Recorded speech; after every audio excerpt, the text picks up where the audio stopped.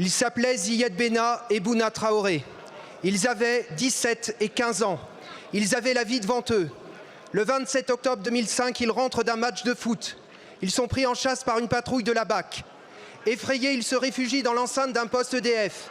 Ils meurent électrocutés. C'était il y a 20 ans.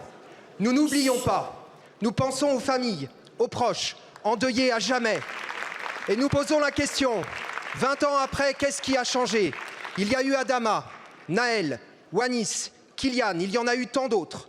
Que disent ces noms? Que disent ces visages? Tous renvoient à cette réalité. En 20 ans, le nombre de décès imputables directement ou indirectement à l'intervention des forces de police a plus que doublé.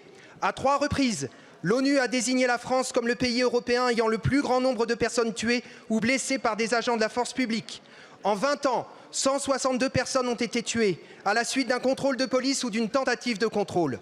Pour le défenseur des droits, les jeunes, noirs ou arabes, ont 4 fois plus de risques d'être contrôlés, 12 fois plus de subir un contrôle poussé. En 20 ans, il y a eu une escalade de mesures répressives.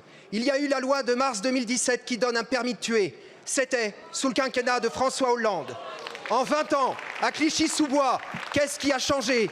42% de la population vit en dessous du seuil de pauvreté. La ville est la plus pauvre de Seine-Saint-Denis. La réalité ne se découpe pas en tranches. La violence d'État, le racisme alimenté au plus haut niveau de l'État sont inséparables de vos politiques de régression sociale et d'exploitation. Nous n'accepterons jamais que des vies valent moins que d'autres.